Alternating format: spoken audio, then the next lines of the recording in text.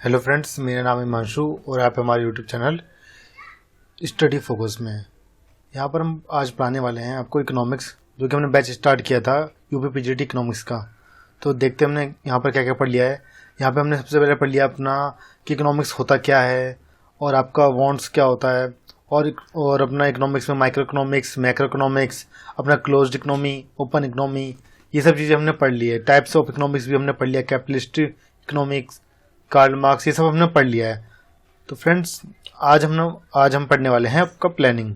तो देखते हैं आपकी प्लानिंग होता क्या है, प्लानिंग में कौन कौन से चीज़ें आती हैं, सब हम पढ़ेंगे। तो सबसे पहले पता करना होगा हमको कि प्लानिंग का मतलब क्या होता है।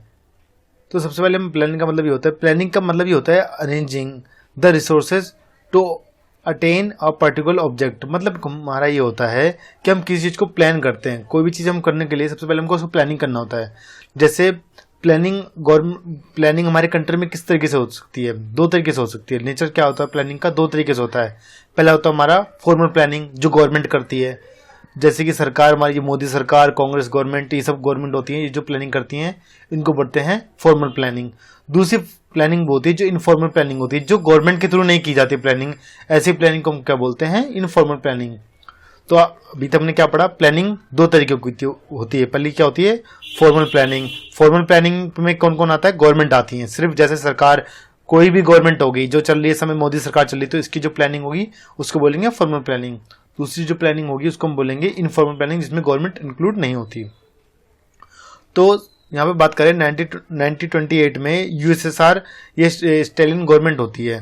तो यहाँ पे ये एक इंट्रोड्यूस करती है, सबसे पहले 5 ईयर का प्लान ये इंट्रोड्यूस करते हैं। 1928 में यूएसएसआर इंट्रोड्यूस करता है 5 ईयर प्लानिंग, जिसमें क्या बात करते हैं कि सोशलिस्ट इकोनॉमी की बात करते हैं। जहाँ पे सोशलिस्ट इकोनॉमी का मतलब ये होता है कि हमारा वेलफेयर ऑफ द सोसाइटी, लोगों के बारे में हम सोचते हैं, ना कि हम क्या सोचते हैं कि अपने प्रॉफिट के बारे में। जो 5 ईयर प्लान होता है, ये हमारा ये प्लान होता ही इसलिए है, सोशलिस्ट लोगों के लिए प्लानिंग होती है, कि लोगों के लिए, कि इनकी लाइफ कैसे अच्छी करी जाए, इनको एजुकेशन कैसे अच्छा दिया जाए, इसको क्या बोलते हैं, प्लान इकोनॉमी बोलते हैं। अब इंडिया की अगर बात करें, इंडिया में प्लानिंग कब से स्टार्ट हुई, किस तरीके से स्टार्ट हुई, तो इंडिया में प्लानिंग स्टार्ट हुई 1933 से। जो कि इकोनॉमिक्स थे इंडिया में, जो इकोनॉमिक्स थे, फादर कौन से थे, एम विश्वराजा। ओके, विश्वराजा ये हमारे क्या थे, इकोनॉमिक्स थे, प्लानिंग के। इन्होंने यही हमारे इंडिया में प्लानिंग लेके आए थे। इन्होंने एक बुक लिखी थी, जिसका नाम था प्लानिंग ऑफ इंडिया। इन्होंने एक बुक लिखी थी, इसका नाम क्या था, प्लानिंग ऑफ इंडिया।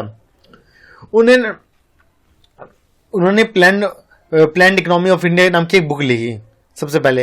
इन लोगों ने क्या किया था, एम विश्वराजा ने इंडिया के में प्लानिंग करी थी। इन्होंने एक बुक क्या लिखी थी, बुक का नाम था प्लान्ड इकोनॉमी ऑफ इंडिया। सबसे पहले ये लिखा गया था। उसके 1940 में क्या हुआ कि वर्धा आश्रम में गांधी जी ने एक स्पीच दी। एक जगह का नाम है वर्धा आश्रम, जहां पर क्या करा गांधी जी ने, महात्मा गांधी जी ने एक स्पीच दी, स्पीच दी। तो उस स्पीच में उन्होंने क्या, किस चीज की बात करी, उन्होंने बात करी वर्धा स्कीम के बारे में, बात करी वर्धा स्कीम के बारे में। इस स्कीम में उन्होंने फोकस किस चीज को करा, उन्होंने फोकस करा जो ग्रामीण लोग होते हैं, गांव में, रूरल, और जो स्मॉल इंडस्ट्रीज होती है, छोटी छोटी इंडस्ट्रीज होगी आपकी, और जो गांव में लोग रहते हैं उनको फोकस किया। और उन्होंने फोकस किया खादी इंडस्ट्री को। क्यों, हमारे इंडिया में खादी बहुत सारा था, इसलिए उन्होंने क्या किया, खादी पे ज्यादा फोकस किया, खादी इंडस्ट्री को ज्यादा फोकस किया। और दूसरा, उन्होंने ये सब इसलिए किया ताकि हमारी इकोनॉमी का ग्रोथ हो सके। इसलिए गांधी जी ने एक स्पीच दी वर्धा आश्रम में। वहां पे स्पीच में उन्होंने एक स्कीम के बारे में बताया, जिसका नाम था वर्धा स्कीम।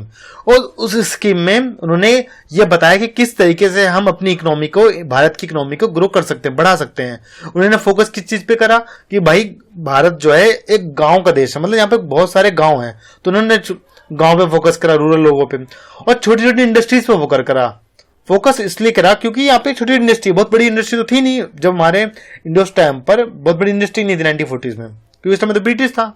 और वहां पे बात करी, क्या करी गई कि खादी इंडस्ट्री के बारे में बात करी गई, क्योंकि हमारे इंडिया में खादी बहुत ज्यादा फेमस था। और उन्होंने एक कॉन्सेप्ट लेकर आए जिसका नाम था ट्रस्टीशिप नाम का एक कॉन्सेप्ट लेकर आया, जिसमें क्या होगा कि हम जितना भी अर्न कर रहे हैं उसको हम खर्च करें, ना कि हम सेविंग। अगर सेविंग हम कर लेंगे तो किस तरीके से हम इकोनॉमिक ग्रोथ करेंगे भाई। अगर हम मान लो अगर हम कोई चीज अर्न कर रहे हैं, हमने इनकम अर्न करी है, उसको हम खर्च भी करेंगे, अगर खर्च हम नहीं करेंगे तो किस तरीके से हमारी इकोनॉमिक ग्रोथ करेगी। इकोनॉमिक ग्रोथ करने के लिए हमें खर्चा करना जरूरी है। और बात करी उन्होंने वेलफेयर ऑफ दी सोसाइटी, लोगों के कल्याण के बारे में बात करी। अब 1944 में SN अग्रवाल नाम के व्यक्ति थे जिन्होंने कंपाइल कर दिया, मतलब गांधी जी ने जो प्लान किया था उसको पूरा कंपाइल कर दिया, इकट्ठा लेकर आ गए 1944 में। उन्होंने जे टाटा, जो टाटा कंपनी है वो हो गई, बिरला कंपनी हो गई, पी तुर्कदास कंपनी हो गई, ठाकुरदास जो कंपनी हो गई, और ए दलाल, श्रीराम, AD शेरफ, इन इंडस्ट्रीज के बारे में बात करी गांधी जी ने। SN अग्रवाल जी ने इन इंडस्ट्रीज के बारे इनकी बात करी कि ये जो 8 इंडस्ट्रीज हैं इनके बारे में बात की जाए, क्योंकि उस समय यही एक ऐसी आप कह सकते हैं कि यही एक ऐसी वो थी इंडस्ट्री थी जो उस समय चल रही थी। 8 इंडस्ट्री के बारे में बात करी और उन्होंने 15 साल के बारे में इंडस्ट्री को ग्रो करने के बारे में बात करी। उन्होंने कहा बॉम्बे प्लान में 1944 की बात करी, उसमें कहा कि ए दलाल नाम के जो होंगे उनको बारे में फोकस किया गया। अब बात करेंगे 1946 की। 1946 में क्या हुआ, नेशनल प्लानिंग रिकमेंडेशन बोर्ड आया जिसके चेयरमैन कौन थे, KC नेगी। 1946 में नेशनल प्लानिंग रिकमेंडेशन बोर्ड आया जिसके चेयरमैन कौन थे, KC नेगी। अब 1949 में सिर्फ 32 दिन के अंदर अंदर अपना KC नेगी जी ने क्या करा, फाइनेंशियल मिनिस्टर बन गए। 32 दिन के अंदर वो बन गए, 32 दिन के लिए वो बने, 32 दिन के लिए उन्होंने क्या वो बने, फाइनेंस मिनिस्टर बने। उन्होंने क्या सजेशन दिया कि प्लानिंग कमीशन बिठाई जाए। उन्होंने क्या करा, प्लानिंग कमीशन बिठाने के बारे में बात करी। अब प्लानिंग कमीशन क्या होता है, प्लानिंग कमीशन आपका ये होता है जिसमें हम प्लान करेंगे, जिसमें प्लानिंग कमीशन में कौन कौन थे, आपका ये क्या थे, x office chairman, PM prime minister जो हो गए, ओके। दूसरी बात क्या था, वाइस चेयरमैन होने चाहिए प्लानिंग कमीशन में, ये लोग होने चाहिए। जी नंदा जी थे उस समय, और मेंबर इनके बारे में ये डिसाइड करेंगे सेक्टर्स स्टेट का, और दूसरा नेशनल डेवलपमेंट काउंसिल NDC के बारे में ये डिसाइडेड करेंगे। अब प्लानिंग जो कमीशन थी 1950 से लेके 2015 तक चली। प्लानिंग कमीशन कब तक चली, 1950 से लेके 2015 तक चली। इसके लास्ट चेयरमैन कौन थे, PM नरेंद्र मोदी जी, मोदी साहब इसके लास्ट चेयरमैन थे। और उसके लास्ट वाइस चेयरमैन कौन है, मोंटे सिंह अहलूवालिया, ये अभी इसके लास्ट चेयरमैन हैं। लास्ट वाइस चेयरमैन यही है। अब प्लानिंग की बात करें, प्लानिंग कितनी बार प्लान हो चुका है, हमने 12 प्लानिंग कर चुके हैं, 5 ईयर प्लान 12 कर चुके हैं। अब हम बात करेंगे पहली फर्स्ट 5 ईयर प्लान कब तक हुआ, 1951 से 1956 तक हुआ। और जो सेकंड 5 ईयर प्लान हुआ आपका वो हुआ 1956 से लेके 1961। आप खुद ही जोड़ सकते हैं कि 1951 से लेके 1951 से लेके 1956 तक कितने साल हो गए, 5 साल हो गए। तो इसलिए किसको मैंने क्या बोला, 5 ईयर प्लान। इसीलिए हम 5 ईयर प्लान का मतलब होता है 5 साल। हम 5 साल के बारे में सोचेंगे। फिर थर्ड 5 ईयर प्लान कब तक आया, 1961 से लेके 1966 तक। फिर हमने क्या करा, प्लान में हॉलीडे ले लिया, मतलब इस समय हमने कोई प्लानिंग नहीं करी। 1966 से 1969 तक कोई हमने प्लानिंग नहीं करी। उसके बाद जो चौथा 5 ईयर प्लान आया वो कब आया, 1969 से लेके 1974 तक। और पांचवा कब आया, 94 से लेके 1978 तक। उसके बाद हमने सेकंड हॉलीडे लिया, सेकंड प्लान हॉलीडे लिया। इस हमने कोई प्लानिंग नहीं करी 1978 से लेके 1980 तक। अब फिर जो 6th 5 ईयर प्लान था वो था 1980 से लेके 1985 तक। और 7 था 1985 से लेके आपका 1990 तक। फिर हमने थर्ड प्लान हॉलीडे लिया, ये कब तक था, 1990 से लेके 1992 तक लिया हमने, 1992 तक लिया। अब 8th 5 ईयर प्लान कब तक आया, 1992 से लेके 1997 तक आया। फिर 9th आया 97 से लेके 2002 तक। फिर 2002 से लेके 10वां जो है हमारा 2002 से लेके आया 2007 तक आया। और जो 11वां हमारा आया 11वां 5 ईयर प्लान वो कब आया, 2007 से लेकर 2012 तक। और जो 12th आया 2012 से लेकर 2017 तक, ये हमारा आया। तो अब हम इसके डिटेल से पढ़ेंगे कि इस प्लान के अंदर कौन कौन था, इसमें हमने किस चीज के बारे में बात करी प्लानिंग में। अब हम डिटेल में बात करेंगे इन चीजों की।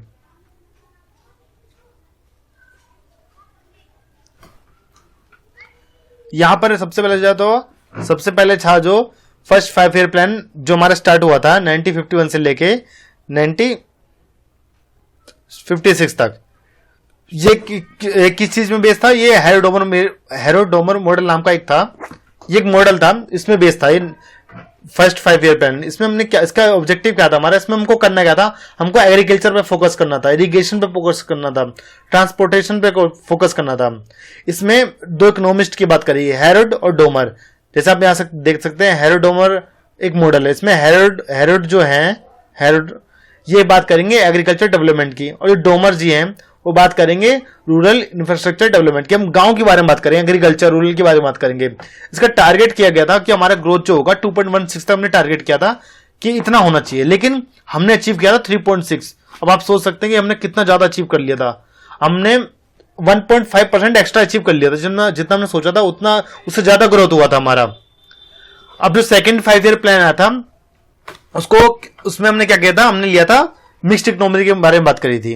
इसका ऑब्जेक्ट क्या था, हमने इसको लिया क्यों था, इसका था डेवलप करना होगा जो इंडस्ट्रीज है हमारी बेसिक इंडस्ट्रीज, उसको फोकस करना। कोल इंडस्ट्री जो हमारे देश की मजबूत इंडस्ट्रीज होगी उसको फोकस करेंगे, जैसे कि इलेक्ट्रिसिटी इंडस्ट्री, इसके बारे में फोकस करेंगे। सीमेंट इंडस्ट्री, आयरन, कोल, पेट्रोलियम रिफाइनरी, केमिकल, इन इंडस्ट्रीज के बारे में, इन इंडस्ट्री में हमने फोकस किया ताकि हम और ज्यादा ग्रोथ कर सकें। अब थर्ड जो 5 ईयर प्लान आया 1961 से लेकर 1966 तक, इसमें ये जो प्लान था फेल हो गया था क्योंकि वॉर की वजह से।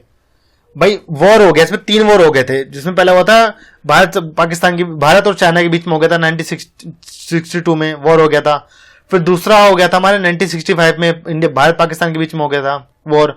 उसके बाद 1966 में क्या हो गया था, हमारा मानसून अकाल आ गया था 1966 में। इस वजह से हमारा क्या हुआ था, ये जो हमारा 5 ईयर प्लान था, थर्ड 5 ईयर प्लान, ये हमारा फेल हो गया था। इसमें हमारा क्या काम था, हमको क्या करना था, एग्रीकल्चर इंडस्ट्री पे फोकस करना था, जो कि नहीं हो पाया था।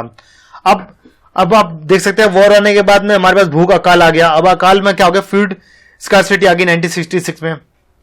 तो हमने क्या करा, ग्रीन रेवोल्यूशन लेकर आए इसमें हम, जिसमें हमने बात करी फैमिली सक्सेसफुल जो हमारा हुआ। इसमें MS स्वामीनाथन जी ये लेकर आए थे, जिसमें हाई वैरायटी डिस्ट्रीब्यूशन के बारे में बात करेंगे। हाई वैरायटी डिस्ट्रीब्यूशन प्रोग्राम का मतलब ये था कि इसमें हमको किस तरीके से हम अपना क्या कर सकते हैं, ये क्या बोल सकते हैं आप, इसमें ग्रोथ कर सकते हैं हम अपनी, क्या बोलते हैं, एग्रीकल्चर को ग्रोथ कर सकते हैं, जो हमारे फूड है उसको कैसे ग्रोथ कर सकते हैं। अब हाई वैरायटी का मतलब क्या होता है पहले बताता हूँ। इसके फादर थे green revolution, father of green revolution कौन थे, नॉर्मन बैगली, USA के थे। यही हाई वैरायटी रेवोल्यूशन लेकर आए थे, इनको नोबेल प्राइज मिला था। ये इन्होंने मैक्सिको में फूड स्कैर्सिटी आई थी, तो यहां पर वो लेकर आए थे हाई वैरायटी। उन्होंने बात की थी, यहाँ पर हाई वैरायटी की चीज में लेकर आए थे, वीट में, गेहूं में। उन्होंने कहा था हमको जरूरत होगी ज्यादा इरिगेशन करने की, फर्टिलाइज करने की, ज्यादा मनी की जरूरत होनी चाहिए हमको उसमें। यहाँ पर ये कहा था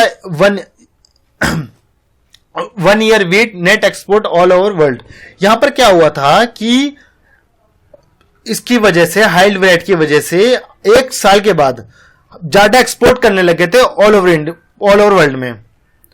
अब इंडिया में क्या होता, हाई वैरायटी ये जो थी आपकी, ये इंडिया में कहां पर थी, पंजाब में, हरियाणा में या यूपी में, यहाँ पर ये तो सक्सेसफुल हो गई। अब 4th ईयर 5 ईयर प्लान के बारे में बात करेंगे। LK झा इस कमेटी के वो थे, चेयरमैन थे। अब इसका टर्नओवर था जो 50, इन्होंने बात क्या करी कि जिनका टर्नओवर 50 करोड़ से ज्यादा है उनको हम क्या करेंगे, नेशनलाइज कर देंगे। जो बैंक्स जो इस टाइप की थी उनको हम नेशनलाइज कर देंगे। सेल्फ रिलायंस के बारे में बात करी थी 4th ईयर प्लान में, मतलब हम खुद पे सक्षम होंगे, ना कि दूसरे लोगों पर। इस बारे में बात करी गई। LK झा कमेटी का मतलब 50 करोड़ से ज्यादा का मतलब ये कि जो बैंकों का टर्नओवर 50 करोड़ से ज्यादा होगा उनको हम नेशनलाइज कर देंगे, उनको हम सरकारी बैंक कर देंगे। जो 19 जुलाई 1969 में 14 ऐसे बैंक थे, इनको हमने 14 बैंकों में नेशनलाइज कर दिया, सरकारी कर दिया, जिनका टर्नओवर 50 करोड़ से ज्यादा था। अब हम बात करेंगे 5 ईयर प्लान की, 1974 से 1978 तक आया। इसका मेन उद्देश्य ये था, इसको हमको गरीबी को हटाना था, कम करना था और हटाना भी था। इसका मेन उद्देश्य ये था। 1978 से 1980 में गवर्नमेंट थी, मोरारजी देसाई जी की गवर्नमेंट थी। उन्होंने क्या करा, इकोनॉमी एडवाइजर को ले लिया, जिसके वो थे DT लखड़वाला, जो वो फॉलो करते थे गुन्नार मैलेट को, जो कि इकोनॉमिस्ट थे, उनको फॉलो करते थे। वो एक नया प्लान लेके आया जिसको बोलते हैं रूलिंग प्लान। उन्होंने क्या किया कि हम सबसे पहले क्या करेंगे, ऐसा हम प्लान लेके आएंगे जिसमें हम 1 साल के बारे में बात करेंगे। भाई 1 साल के बारे में देखेंगे, अच्छा वो चला तो उसको 10-15 साल के लिए हम टारगेट कर लेंगे, और और अच्छा चला तो उसको हम 20 से 25 साल के लिए टारगेट कर देंगे। ऐसे सेट करेंगे। सबसे पहले हम 1 साल का देखेंगे, उसके बाद हम 10 से 15 साल का अच्छा हो गया तो फिर 10 से 15 साल का अच्छा हो गया तो उसको 20 से 25 साल तक हम टारगेट करेंगे सेट। इस तरीके से हम क्या करेंगे, हम पॉवर्टी को कम करेंगे। अब इसमें क्या होगा, डिमेरिट्स ऑफ 5 ईयर प्लान। भाई जो 5 ईयर प्लान थी उसमें कमियां क्या क्या आने लगी, उसमें लेस इफेक्टिव रिसोर्सेज, जो रिसोर्सेज थी कम इफेक्टिव थी, कम प्रभाव डाल रही थी रिसोर्सेज ही, उसमें कमी आने लग गई 5th ईयर प्लान में। अब हम बात करेंगे 6th ईयर प्लान की। इसमें 1980 से लेकर 1985 के बारे में बात करते हैं। इसमें हमने बात करी सेल्फ रिलायंस, खुद के सक्षम होंगे, सेल्फ अटेनमेंट, खुद का हम खाएंगे खुद का उगाएंगे, ये करेंगे, हम बाहर से मदद नहीं लेंगे। 7th की बात करें, 7th 5 ईयर प्लान के 1985 से लेकर 1990 तक चला है। इसका ऑब्जेक्टिव क्या था, हमको क्या करना था, फूड, वर्क, प्रोडक्टिविटी, इस पर हमको फोकस करना था। हमको फूड अच्छा से अच्छा करना है, वर्क ज्यादा काम करना, प्रोडक्टिविटी करनी चाहिए, ये करना है। अब 1990 से लेकर 1992 तक लास्ट प्लानिंग हॉलीडे हो गया। अब यहां पर होने के बाद फिर क्या हुआ ना, 8th 5 ईयर प्लान है जो था 1992 से लेकर 1997 तक था। इसमें हमने बात करी ह्यूमन कैपिटल डेवलपमेंट की। ह्यूमन डेवलपमेंट कैपिटल का मतलब ये होता है आपका कि हमारे पास रिसोर्सेज तो है नहीं भाई, अभी हम अपना क्या हो गया, अभी हम आजाद हुए हैं, अभी हम लोग डेवलपिंग कंट्री हैं, तो हमको क्या करना, लोगों को, मतलब लोगों को हमको ह्यूमन कैपिटल डेवलपमेंट का, लोगों को हमको स्किल देना है जिसकी वजह से वो क्या कर सके, डेवलप हो जाए और खुद का कमाए खुद का खाए, कोई दिक्कत ना उनको। 9th 5 ईयर प्लान के बारे में बात की, ये था हमारे 1997 से लेकर 2002 तक। इसमें ग्रोथ विथ स्टेबिलिटी, हमको ग्रोथ तो करना ही करना है, मतलब हमको आगे बढ़ना ही बढ़ना है, हमारी कंट्री को आगे बढ़ानी है, ग्रोथ करनी है, साथ में स्टेबिलिटी, मतलब हम स्थिर रह के करें, यानी कि ऐसा ना हो कि एकदम से हम गिर जाएं, हमको धीरे धीरे करना है आगे। तो हमने इस बारे में बात करी। तो उसके बारे में करने के बाद में हमारा क्या हो, 10th 5 ईयर का प्लान आया। इसमें हमने क्या करा, 2002 से लेकर 2007 तक के बारे में बात करी। इसका था inclusive growth, all sectors growth, मतलब सारे ग्रोथ, जितने भी सेक्टर्स थे हमारे इंडिया में, सब सेक्टर्स को ग्रोथ करनी है। ये नहीं होना चाहिए कि कोई एजुकेशन सेक्टर पीछे रह जाए, कोई इंडस्ट्री सेक्टर पीछे रह जाए, और अपना कोई मेडिकल सेक्टर, कोई भी हॉस्पिटल सेक्टर, कोई भी हमारा पीछे नहीं रहना चाहिए। प्राइमरी, सेकेंडरी, ट्रेजरी, सारे सेक्टर्स को हमको ग्रो करना है। Agriculture, service sector, industry sector, सबको हमको ग्रो करना है। अब हम बात करेंगे 5 ईयर प्लान की। 5 ईयर प्लान में हमने क्या करा, ये था 2007 से लेकर 2012 तक था, 2012 तक था, 2007 से लेकर 2012 तक था। इसमें हमने क्या करा, faster and more inclusive growth, हमको तेजी से आगे बढ़ना है और अच्छा तरीके से आगे बढ़ना है। हमने इस बारे में इंक्लूसिव ग्रोथ का मतलब क्या हो गया, ऑल सेक्टर्स ग्रोथ के बारे में बात करेंगे, जैसे सोशल जस्टिस हो गया, पॉलिटिकल जस्टिस, हमको इसमें फोकस करना है कि लोगों को, जो समाज में रहने वाले लोगों को जस्टिस मिले, पॉलिटिकल जस्टिस हो, कोई भी पॉलिटिशियन, इस टाइप की जस्टिस होनी चाहिए। अब 10th 5 ईयर प्लान के बारे में बात करें तो था 2012 से लेकर 2017 तक था। इसका ऑब्जेक्टिव ये था, हमको फास्टर, तेजी से, सस्टेनेबल एंड इंक्लूसिव ग्रोथ, तेजी से अच्छी तरीके से हमको ग्रोथ करना है। इसका था यूज था, इसका इफेक्टिव एंड एफिशिएंट था। इसका यूज, रिसोर्सेज को क्या करना है, जो हमारे पास रिसोर्सेज हैं, स्टेबल का मतलब था कि हमारे पास जो रिसोर्सेज हैं उसको अच्छी तरीके से यूज करना है, इफेक्टिव तरीके से, और एफिशिएंट, उसको काम भी लाना है बिल्कुल। अब जो 5 ईयर प्लान था, जो प्लानिंग कमीशन में बैठी थी, प्लानिंग कमीशन जो बना था, ये सेंट्रलाइज ऑर्गेनाइजेशन था, इसमें था नीति आयोग, ये national institute for transforming India, इसका मतलब ये हो गया, नीति का मतलब हो गया। इसको डिसेंट्रलाइज करके ऑब्जेक्टिव था इसका कोऑपरेटिव फेडरलिज्म। तो आज हमने पढ़ लिया आपका प्लानिंग। अगर आपको इसमें से किसी भी चीज में डाउट है, जो अभी तक जो मैंने प्लानिंग से पहले जितने पढ़ाया है और जो प्लानिंग तक पढ़ाया है, आपको किसी भी चीज में डाउट है तो आप प्लीज मुझे कमेंट जरूर करें, ओके। और अगर आपको कोई भी डाउट है तो आप मुझे कमेंट में बता सकते हैं कि ये बता सकते हैं कि आप कि मेरी आवाज में कोई दिक्कत है, या फिर अपना मेरे इसमें कोई दिक्कत आती है, अपना वॉइस में कोई दिक्कत आता है, कैमरे में कोई दिक्कत है, वीडियो क्वालिटी में कोई दिक्कत है, तो आप प्लीज मुझे बता सकते हैं। अगर आपको वीडियो पसंद आए तो प्लीज इस वीडियो को लाइक, शेयर और सब्सक्राइब जरूर करें, और इस वीडियो को जरूर शेयर करें, जितना हो सके ज्यादा शेयर करें। और जो मैं पढ़ा रहा हूं ये तो पक्का पेपर में आना ही आना है, चाहे कुछ भी हो जाए। Thank you.